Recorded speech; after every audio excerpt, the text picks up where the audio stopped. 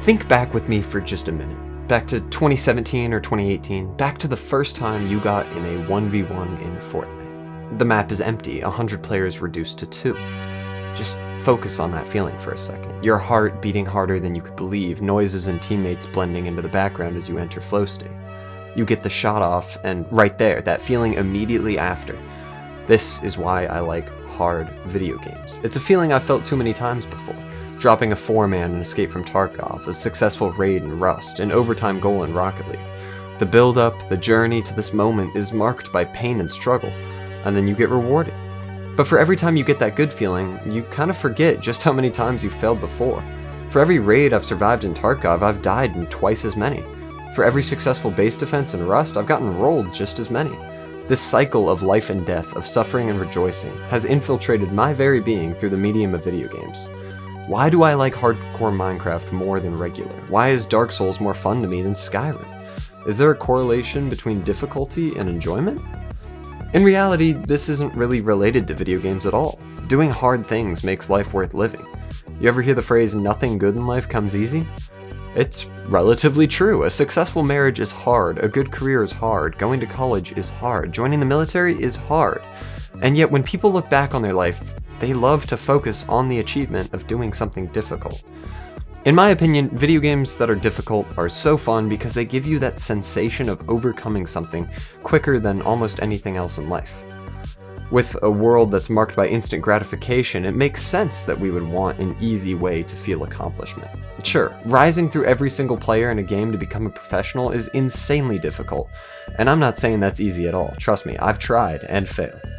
But I'm talking on a much more micro scale here. For example, the first time I played Elden Ring, I got stuck on Margit for about 10 hours. Then I beat him. It only took me 10 hours to get that entire journey, to get that feeling of accomplishment. But there are different feelings of accomplishment for different amounts of time. Think about school.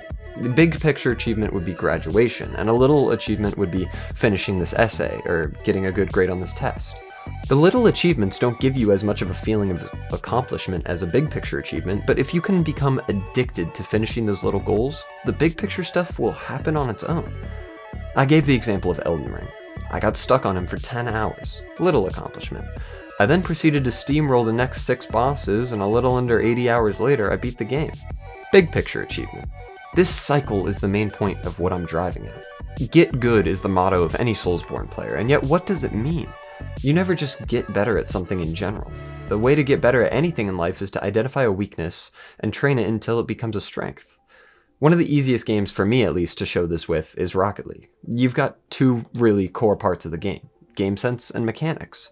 If one is better than the other, train the worst one until it becomes better, and then vice versa.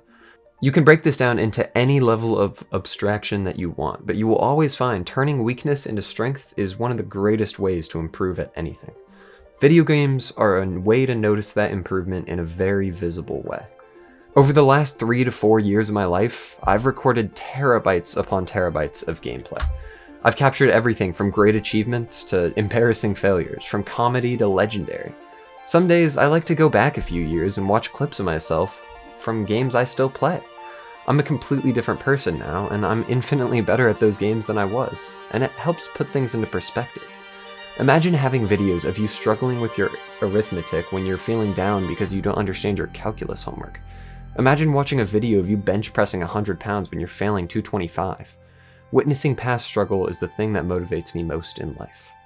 And yet most of these games share a similarity. They are difficult because of the player base. Rust would be the easiest game in the world if there were no other players.